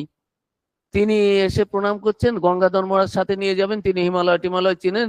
মা বলছেন, গঙ্গাধর দেখো বাবা, তোমার হাতে আমাদের সর্বস্ব দিলাম। বাবা রে, নরেন সর্বস্ব হয়ে গেল? সর্বস্ব তো বিশ্ববিজয়ের পরে, এখন তো নরেনই কিছুই না। মা জানেন কে তারে চিনেছে, রামকৃষ্ণ চিনেছে, আর মা সারদা চিনেছে। মাকেও যেমন ঠাকুর আর নরেন চিনেছিলেন, ঠাকুর আর মায়ের কৃপায় নরেন একটুখানি চিনেছেন, নরেনকে সেটা ওই ঠাকুর আর মা চিনেছিলেন। আর কে চিনতে পেরেছে? নরেনের সঙ্গে তো ওরা ঝগড়াই করেছে, কত রকম কি বলেছে। শ্রীরামকৃষ্ণ বলে গেছেন, তোদের মধ্যে সব দিক থেকে ও তুখোর, আমার তো শরীর চলে যাবে, তারপর ও যা বলে ও নেতা, ওকে নেতা বানিয়ে দিয়ে গেলাম, তোরা কিন্তু ওর কথা শুনিস না। তো সবাই আমার গুরু ভাই, তুমি আমার গুরু ভাই, আমার কি তুমি আলাদা করে তোমার কাছে আমার কি বর্ষতা স্বীকার করতে হবে? কে তুমি হে বাবা? আমার যা দরকার আমার গুরু দিয়ে দিয়েছেন, আমার ব্রহ্মজ্ঞান। তুমিও ব্রহ্মজ্ঞানী, আমিও ব্রহ্মজ্ঞানী, তুমি আমার থেকে ছোট সেটা বলছি না, but why should I follow your instructions? Who are you? You are not my guru. তুমিও গুরুর ছেলে, আমিও গুরুর ছেলে, তুমি আমার সমান। এটা তো হতো। শ্রীরামকৃষ্ণ সব করে গেছেন, এই সঙ্গ থাকতো। আর এই মা যে নরেনকে কতভাবে সাপোর্ট করেছেন, এখন আমার একটু সময় আছে, আমি একটু বলে যাব। তো যাই হোক, পরপর বলে যাই যে মায়ের আশীর্বাদ নিয়ে রওনা হলেন বড় বড় কাজে। শ্রীরামকৃষ্ণ চলে যাওয়ার পরে নিজে ডিসিশন নেব যাব কি যাব না, সেটা mother will decide and that I will follow her instruction. আমার ইচ্ছে হচ্ছে যাব, কিন্তু মা যদি না বলেন যাব না। আমার ইচ্ছে হচ্ছে যাব না, কিন্তু মা যদি বলেন যাব, তাহলে যাও। বাবুরাম মহারাজ মালদা নিয়ে যাওয়ার জন্য সব কথা ঠিক হয়েছে, মার কাছে পারমিশন নিতে গেছে, প্রণাম করতে, মা আমাকে তো মালদায় উৎসব করছে, ওরা ঠাকুর ডেকেছে। বলে না না বাবা, মালদা অনেক দূর, আর অসুখ বিসুখ হচ্ছে ওখানে, না বাবা তোমার শরীর ভালো না, যাওয়ার দরকার নেই। ঠিক আছে মা, তাহলে প্রণাম, তাহলে যাব না। তারপরেই আবার এসছেন, যারা নিতে এসেছে তারা এসে বলছে, সে মায়েরই সন্তান সম্বুদ্ধানন্দজি বম্বে মঠের হেড ছিলেন, তিনি এসে বাবুরাম মহারাজকে, মহারাজ তাহলে রেডি যাবেন? বলছে রেডি কি, মার মত নিতে গিয়েছিলাম, মা বলছেন না যাবে না, কাজে আমি যাচ্ছি না। না আপনি না গেলে কি করে, আমাদের ঠাকুর নিয়ে উৎসব করছি, 10 দিন ধরে উৎসব হবে, আপনি না গেলে সব পণ্ড হয়ে যাবো। বলছে তা যাই না, মা না করেছে আমি তো যাবো না বাবা। বলছে না না আপনি বসুন, আমি মার কাছে যাচ্ছি। সে তুমি যাও। গিয়ে বললেন, মা আমরা সব করেছি ঠাকুরের নামে। না না, ওর যদি শরীর খারাপ, কেন শরীর খারাপ হবে কেন, আমরা ট্রেনে ভালো ক্লাসে নিয়ে যাব, আর রাস্তায় সব খাওয়াবে দাওয়াবে। হ্যাঁ খাওয়াবো। ওখানে গিয়ে যদি ম্যালেরিয়া ট্যালেরিয়া চলবে, না না সেরকম না, সব ব্যবস্থা আছে। না সেই মা ভেবেছেন মালদা মানে সেই বার্মাটার মা, ওইদিকে কত দূর কি হবে কোথাও। তো বলছেন না বেশি দূর নয়, কতক্ষণে, না এই তো আজকে উঠবো, কালকে সকালে গিয়ে ওইখানে ট্রেনে নামবো মালদা। এইভাবে মোটামুটি মা যা বোঝেন সেরকম বুঝিয়ে দিয়েছেন সম্বুদ্ধানন্দজি। তারপরে মা বলছেন তাহলে সব তোমরা যত্ন করবো না? হ্যাঁ। তাহলে কোনো ভয়ের কোনো কারণ নেই? না। আচ্ছা তাহলে বাবুরামকে বলো, ডাকো। বাবুরাম এরা বলছে যে না ভয়ের কোনো কারণ নেই, তুমি যাবে, তুমি না গেলে ওদের সব উৎসব পণ্ড টন্ড হয়ে যাবে। তা বাবা তাহলে এসো। ওরা তা এখন একবার সব কথা টথা দিয়ে নিলেন, যে যে যেমন বললেন, মা বললে যাও, হ্যাঁ যাই, মা বললেন যেও না, যেও না। এইরকম স্বামী বিবেকানন্দ তার পারমিশন নিতে যাচ্ছেন, আর গঙ্গাধর মহারাজকে মা আশীর্বাদ করছেন কি, যেন তার সমাধি টমাধি হয়, আনন্দে থাকে, তা না করে বলছেন, এই গঙ্গাধর তোমার হাতে সর্বস্ব, দেখো আমার নরেনের যেন খাবার কষ্ট না হয়, অভাব না হয়। আচ্ছা হিমালয়ে নরেন খেতে যাচ্ছেন না তপস্যা করতে যাচ্ছেন, মার কি সব আশীর্বাদ? মা তো জানেন নরেনকে, এ সমস্ত সব নাটক টাটক করতে হবে, তো যেতে হবে, বসতে হবে, কাঁসার দেবী, পাষাণ দেবী, এগুলো সব হবে, ওগুলো ঘুরতে হবে। ঠাকুর বলেছেন নরেন শিক্ষে দেবে, যখন ঘুরে বাইরে হাঁক দেবে, ইন্ডিয়াটা ঘুরতে টুরতে হবে, তো সব বুঝতে হবে তো, যে হ্যাঁ এই জাতের প্রাণটা কোথায় রয়েছে, সব এক্সপিরিয়েন্স করিয়ে নিচ্ছেন তো শ্রীরামকৃষ্ণ। মা জানেন তো, দেখো আমার নরেনের জন্য খাবার না, তোমাকে কিন্তু আমরা সর্বস্ব দিলাম। নরেন গেলেন। তারপরে আবার দেখতে পাই সব ঘুরে টুরে ম্যাড্রাসে এসে সবাই ধরেছে, আপনি এখন আমেরিকায় যান। স্বামীজিও ঠিক করেছেন যে হ্যাঁ, সবাই বলছে, ঠাকুরও সমুদ্রের উপর থেকে দেখাচ্ছেন এসো এসো এসো, কিন্তু তবু মনে হচ্ছে আমি যাচ্ছি নাকি। আচ্ছা মাকে চিঠি লিখি। সারদানন্দজিকে চিঠি দিলেন, এই মাকে যে বলো যে আমি আমেরিকার ডাক এসেছে, যাবো কি যাবো না, ঠাকুরও দর্শন দিয়েছেন, এখানে ভক্তরা যাচ্ছেন, চিঠি অর্ধেক বুক হয়েছে, আবার আমি ফেরত দিয়ে দিলাম, টাকা পয়সা কিছু কালেক্ট করেছিল ফেরত দিয়ে দিয়েছি। না এটা আমি যাচ্ছি না, ঠাকুরের কাজ, ঠাকুর যাতে, মাকে জিজ্ঞেস করো, মা যা বলবেন সেরকম হবে। মা সেদিন চিঠি আসার কথা নয় জয়রামবাটি, মা বলছেন যাও তো একটা চিঠি আসবে, বলছে আজকে তো ছুটি ডাকঘর, বলছে না না যাও না। সেই দেশরানা কোথায় ছিল ডাকঘর, সেখান থেকে জয়রামবাটি থেকে সেখানে গেছে, গিয়ে করছে, মা ডাক আনতে গেছে, তাকে একটাই চিঠি সেদিন এলো, সেও গেল, আর চিঠিটা এলো, চিঠিটা তার হাতে দিয়ে দিল। মার কাছে এনে যখন চিঠি দিল, মা চিঠিটা নিয়ে ঘরে গেলেন, বললেন এখন উত্তর হবে না। পরের দিন উত্তর দিলেন, বললেন হ্যাঁ শরৎ, নরেনকে বলে দাও আমার আশীর্বাদ আছে, এটা ঠাকুরের কাছে যাবে। সেইটা পেয়ে নরেনের কাছে যখন এলো, নরেন এত খুশি হয়েছেন, ভক্তদের মধ্যে তো আর নাচতে টাচতে পারেন না, শিষ্য টিষ্যদের মধ্যে, মাদ্রাজের যেখানে ছিলেন সেখান থেকে নদীর ধারে, সমুদ্রের ধারে চলে গেলেন, গিয়ে হাত তুলে যে মার আশীর্বাদ এসে গেছে, আর কোনো এখন চিন্তা নেই। It is not my decision that I have taken the decision that I will go and deliver a lecture there. It is not mine. It is not me. It is mother, and mother's blessings আর they are with me, আর কোনো চিন্তা নেই। পরে লিখেছেন মা আশীর্বাদ দিলেন, একেবারে পগার পার আশীর্বাদ দিলেন, একেবারে যে পড়লাম। আর এই যে আমেরিকায় তোমরা যে বলছো সব অত আমার সফলতা সাকসেস, এগুলো সমস্ত মার আশীর্বাদ। আমি কি বুঝি না? মায়ের শক্তিতে সব হয়েছে, এই সমস্ত নিজে মুখে বলছেন। আর ওই নরেন তো আজে বাজে কথা, মিথ্যে কথা বলবেন না, বানিয়ে সাজিয়ে বলবেন না। এটা তার অনুভূতি, তিনি দেখতে পাচ্ছেন যে সব কিছু তার হাতে।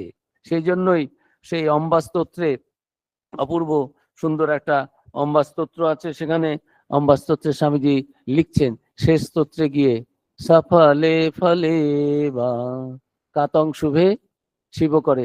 এই জীবনভর আমাকে তুমি ঘুরিয়ে নিয়েছো, নানান দুঃখ কষ্টের মধ্যে নিয়ে গেছো, পরীক্ষার মধ্যে দিয়ে গেছো, কেন? আমাকে পারফেকশনে নিয়ে যাবে দেখে, শুদ্ধ করবে দেখে। অনেক দুঃখ কষ্টের মধ্যে নিয়েছো, কিন্তু আমি জানি সেগুলো আমাকে আমার উত্তরণের জন্য, ফাইনালি আমাকে পারফেকশনে পৌঁছে দেওয়ার জন্য। আর এই জীবনে আমি সফল কি বিফল, I don't bother for that. তুমি আমার হাত ধরে আছো, এটা আমি জানি। ঈশ্বর যদি আমার সাথে থাকেন, আমি পাতালে থাকলাম না, আকাশে থাকলাম, নরকে থাকলাম না, স্বর্গে থাকলাম, সুখে থাকলাম না, অসুখে থাকলাম, হোয়াট ইজ সুখ অ্যান্ড অসুখ if god is holding my hand? ভগবান যদি আমাকে ধরে থাকেন, মায়ের কোল শিশুর, ওর থেকে স্বর্গ আর কোথায় আছে? স্বামীজি সেই স্তোত্রে লিখছেন, মা আমি জানি তুমি আমার হাত ধরে আছো। তা আমার কতটুকু কাজ সফল হলাম, বিফল হলাম, কতটুকু করতে পারলাম ঠাকুরের কাজ, আমার কিচ্ছু বলার নেই। I don't bother for that, I am not worried about that, ওগুলো আই ডোন্ট কেয়ার। আমি জানি তুমি আমার হাতটা ধরে রয়েছো। তা এই যে মায়ের প্রতি ভক্তি, তা ম্যাড্রাস থেকে গেলেন, বিদেশে গিয়ে ওই যে চিঠি লিখলেন, মা আর তার মায়ের মেয়েরা বাবা রাজা মহারাজকেও চিঠি লিখছেন 3000। যখন টাকা বেশি আসছে, আস্তে আস্তে বক্তৃতা দিচ্ছেন, ভক্ত টক্ত হচ্ছে, প্রণামী পড়ছে, 3000 টাকা প্রথম মাসে লিখছেন, তারপর লিখছেন 4000, তারপর লিখছেন 5000, তারপর লিখছেন টাকা পয়সার জন্য চিন্তা করো না, মায়ের মঠের জন্য একটা জায়গা করো। তার মায়ের মেয়েরা, আমি ফিরে আসি, জ্যান্ত দুর্গা পূজা করবো। সব আমেরিকা থেকে চিঠি দিচ্ছে, বাবুরামের মায়ের মাথা খারাপ হয়েছে, এই বুড়ো বয়সে ভীমরতি ধরেছে, আরে জ্যান্ত দুর্গা মা সারদা দেবী রয়েছেন, তার পুজো করো ভালো করে। চিঠিতে লিখছেন, তোমরা নানান খবর দাও চিঠিতে, I am not interested in other news. তোমরা মার খবর দাও, মা কোথায় আছেন, মা কেমন আছেন, মায়ের দেখাশোনা কে করছে, সে সমস্ত খবর নাই, আজে বাজে তোমাদের নানান খবর। I am not interested in other information and news. America থেকে চিঠি দিচ্ছেন বারবার করে, এত সঙ্গ করো, এটা করো, এত বক্তৃতা দিনে রাতে, বেদ বেদান্ত ব্রহ্ম এটা ওটা। মা কিন্তু কখনো তার মন থেকে একটুক্ষণের জন্য বিস্মৃত হননি, সারাক্ষণ তার স্মৃতিতে রয়েছে, মা মা মা করেই যাচ্ছেন। তো যাই হোক, রামকৃষ্ণ মিশন ফিরে এলেন, ফিরে এসে যা করলাম এই সমস্ত, আবার সাথে এক গাদা সাদা এসছে, তার মধ্যে আবার মেম টেমরা রয়েছে, সাধু সন্তের আবার ওই মহিলা টহিলা, তার উপরে আবার সাদা, টাচ করলেই স্নান করতে হবে, এই সমস্ত কি বিদেশি ভাবটা গুরু ভাইরা তো পছন্দ করবে না করবে। মার কাছে গিয়ে সাষ্টাঙ্গ প্রণাম একটা পড়ে গিয়ে, মা যা করেছি তাই আপনি আশীর্বাদ করেছেন, হ্যাঁ বাবা সব ঠাকুর তো তোমাকে আশীর্বাদ করেই গেছেন, ঠাকুরের আশীর্বাদ করেছেন না, তুমি তো বিশ্বগুরু হবে, বিশ্ব শিক্ষক হবে, ঠাকুরের কাজই তো সব করেছো, আরো সব কাজ ঠাকুর তোমাকে দিয়ে করিয়ে নেবেন, যা করেছো ঠিক করেছো, আমার আশীর্বাদ আছে, ঠাকুরের আশীর্বাদ আছে, গো অ্যাহেড, তোমাকে আরো অনেক কাজ করতে হবে। মা বলে দিয়েছে না, আবার কে কি কথা বলবে। তাই এইরকম মায়ের হলো। তারপরে রামকৃষ্ণ মিশন প্রতিষ্ঠা করলেন 1 মেতে, মার সঙ্গে দেখা হলো 1897 23 বা 24 মার্চ। তারপরেই বোসপাড়া তে গিয়ে সাষ্টাঙ্গ প্রণাম করে মার কাছে অ্যাপ্রুভাল নিলেন। তারপরে 1 মেতে রামকৃষ্ণ মিশন প্রতিষ্ঠা করে বললেন, এই উনি কি গুরুপত্নী, সেজন্য ভক্তি টক্তি করবে? বাবা তা নয়, মা জগৎ জননী, আমাদের এই সংঘের সঙ্গ জননী, মা প্রার্থনা করেছিলেন, সেই জন্য সঙ্গ হয়েছে। বাকিরা তো জানে না, সবাই জানেন নরেন করেছে, বিবেকানন্দ করেছে। মা প্রার্থনা করেছেন ঠাকুরের কাছে যে এই বুদ্ধির সাধুগুলো খায় দায়, এই সমস্ত কি আনবে, সব ব্যবস্থা রয়েছে, আর আমার ছেলেগুলো তোমার নামে বেরিয়েছে, তাদের একটা গাছতলাও নেই, খাওয়ার জায়গা নেই, শোয়ার জায়গা নেই, কিছু নেই, পথে পথে ঘুরে বেড়াচ্ছে। মায়ের মন তো এই সন্তানদের কষ্ট থেকে মা আর সহ্য করতে পারছে না। ঠাকুরকে প্রার্থনা করছে, নিজেই বলছেন। পরে নরেন ওসব করলে মটটট, কত ঠাকুরের কাছে কেঁদেছি, প্রার্থনা করেছি, ঠাকুর এতেই সব হয়ে গেল, ওরা একটা মটটট করুক, তোমার নাম নিয়ে থাকবে, আর এই যে তাপিত তৃষিত প্রাণ নিয়ে গৃহস্থ ভক্তরা তারা সব আসবে, কত কষ্ট করে সংসার আশ্রমে রয়েছে, এরা সন্ন্যাস আশ্রম, ওরা সংসার আশ্রমে, গৃহস্থরাও এমনি এমনি লাইফ না, ওটা ওটা আশ্রম, you have to keep it in your mind. ওরা এসে একটু জুড়োবে, তুমি একটা মঠ করে দাও, এরকম একটা। তার মায়ের প্রার্থনা স্বামীজি এক্সিকিউটেড। হোয়াট ওয়াজ এ প্রার্থনা, prayer of holy mother to Shri Ramakrishna took the shape, became reality through the setting up of foundation of Belur Math by Swami Vivekananda. নরেনও তা জানতেন, কাজে ওই জায়গা নেওয়ার পরেই মাকে একবার নিয়ে গেছিল, মা এসে বেরিয়ে যাও, বেলুড় মঠের জায়গাটাকে দেখিয়ে দেখো, এখন তোমার জায়গায় তুমি ঘুরে বেড়াও, ভক্ত বাড়িতে তুমি। মা অনেক বলতেন, বাবা কলকাতায় গেলে আমাকে খুব সাবধানে থাকতে হয়, এই এই জয়রামবাটি থাকি, এখানে আমি আমি খলখল কলকল করে যা বলার বলে দিলাম, মনের মধ্যে আছে, তোমাদের ওখানে চুপটি করে থাকতে হয়, বাবা কি বলবো, কে কি বলবে, আমার খুব, যেন অন্যের বাড়িতে থাকতে না, তুমি তোমার জায়গায় প্রাণ খুলে বাতাস নাও, ভ্রমণ করো, থাকো এই বেলুড় মঠে। তা এই মাকে দিয়ে অ্যাপ্রুভ করানো, মাকে দিয়ে, তারপরে আবার একটু হবে, মা প্লেগ হচ্ছে, মঠ বিক্রি, মা বললেন, না বাবা ওটা তো তোমার নামেও নয়, তুমি কি মালিক কিনেছো, কিন্তু তুমি তো মালিক নও। উকিলের বেটা এখন মার কাছ থেকে সব আইনি কথা, নরেন তো উকিলের বেটা, উকিলের ছেলে, কিন্তু এই বুদ্ধি যে এটা আমি বিক্রি করি, তুমি বিক্রি করার কে বাবা, কিনেছো টাকা পয়সা দিয়েছো তুমি, সেটা দ্যাটস এ ডিফারেন্ট থিং, কিন্তু ওটা তো তোমার নামে নয়। মা, স্বামীজি বললেন, হ্যাঁ সে তো বটেই, যা বলবে বাবা, একটা রিলিফেই বেলুড় মঠ শেষ হয়ে যাবে, আরো কত রিলিফ, আবার হয়ে গেল, বিক্রি হলো না, মা যা বলবেন তাই। তারপরে একটা চাকর চুরি করেছে, ছাড়িয়ে দিয়েছেন, মা বললেন, নাই সাধু তার আবার চাকর, আবার তাকে আবার তাড়িয়ে দেওয়া, সংসারী মানুষ কত কষ্টে, গরিব মানুষ সংসার চালায়, চাকরি ছেড়ে দিলেও কি চুরি ডাকাতি করে খাবে? এরপরে ভুল করেছে, আমার কাছে স্বীকার করুন, ভগবানের কাছে স্বীকার করেছে, আবার কি, এই যে অনুতাপ অগ্নিতে, অনুতাপ অশ্রুতে যদি ধুয়ে মুছে যাবে পাপ, মার কাছে গিয়ে স্বীকার করেছে, মা গরিব মানুষ, লোভে পড়ে চুরি করেছি মঠে, এরকম আমার চাকরি ছাড়াই হয়ে গেছে। বাবুরা মনে করলো, আমি ছাড়াইনি, নরেন ছাড়াই, নরেনকে গিয়ে বলো।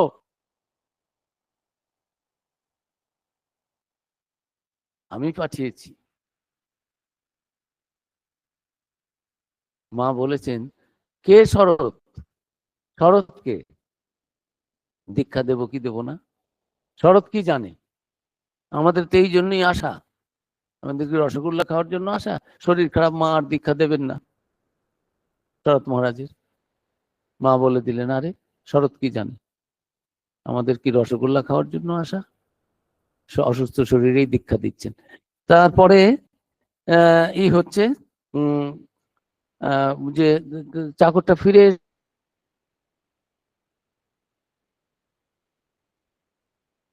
এসেছে, বাবুরা মহারাজ নিয়ে এসেছেন, স্বামীজি বলে, বেটা তুই আমার নামে হাইকোর্টে গেছিলি বলে, এসে অধ্যয়ন করবো, আবার এগুলো কি আছে, এত কাজকর্ম করবো না। মা বললেন যে, বাবা নরেন যা করেছে ওগুলো মেনে যারা থাকতে পারবে, কাজকর্ম করে থাকবে, না হলে গেট খোলা আছে। আমি প্রথম যখন বলি আশ্চর্য করলাম, মাও গেট দেখাতে পারেন। মাও বলে দিয়েছে, নরেন যা নিয়ম কানুন করে গেছে, এটা বাবাজি রাখা হবে না, তুমি বসে বসে খাবে দাবে, জপ করবে তপ করবে, নিজের মুক্তি, যাও অনেক জায়গা আছে তো। সেই বললেন যে, না হলে গেট খোলা আছে, নরেন যেমন করেছে এই সমস্ত রুলস রেগুলেশন কাজকর্ম, এর মধ্যে দিয়ে, এটাই পূজা, এগুলো কাজ নয়। তো এইরকম দুর্গাপুজোর সময় পাঠা বলি দেবো, মা বললেন না, কাজী নরেন এটা দেওয়া হলো না। বলরাম বাবুর বাড়িতে মা রয়েছেন, স্বামীজিও গেছেন, এসছেন, বিজ্ঞান মহারাজ, বিজ্ঞান মহারাজ বলে, পেশন মাকে প্রণাম হয়েছে? বলছে, না। জানিস না মা এখানে আছেন, তুমি জানো না? বলছে, হ্যাঁ শুনেছি মা আছেন। তো মা আছেন, তুমি মাকে প্রণাম করোনি? যাও মাকে প্রণাম করে এসো। বিজ্ঞান মহারাজ একটু দূরে দূরেই থাকতেন সবসময়, বিজ্ঞান মহারাজের ওই রকমই ভাব। তা মাকে কোন রকম একটা ঢিপ করে একটা প্রণাম করেই পেছন পেরেছেন, দেখে পেছনে স্বামীজি দাঁড়িয়ে। স্বামীজি সাষ্টাঙ্গ প্রণাম করে বললেন, পেশন, মা জগৎ জননী, মাকে এরকম প্রণাম করতে হয়। প্রণাম করা শেখালেন, মাকে তার স্বরূপ চেনালেন।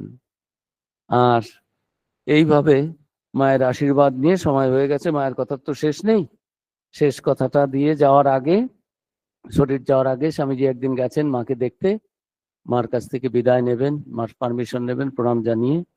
জীবনের শেষ দিকে স্বামীজি একদিন মাকে প্রণাম করে বলেছিলেন, মা এইটুকু জানি, তোমার আশীর্বাদে শত শত বিবেকানন্দের জন্মাবে, হাজার হাজার নরেন জন্মাবে, হাজার হাজার বিবেকানন্দের উদ্ভব হবে, কিন্তু মা এও জানি তোমার মতো মা ওই একটি,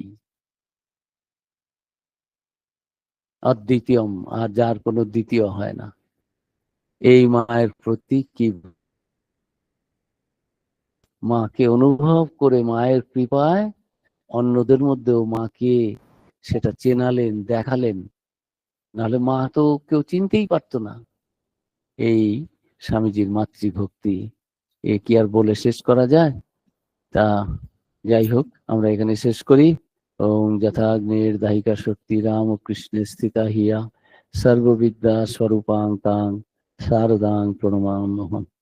ওম শান্তি শান্তি শান্তি। হরি ওম তৎসৎ। শ্রীরামকৃষ্ণ অর্পণমস্তু। অসাধারণ একটা সন্ধ্যাতে আমরা মন্ত্রমুগ্ধের মতন মায়ের কথা শুনে গেলাম মহারাজ। আপনি আমাদের অজস্র প্রণাম নেবেন।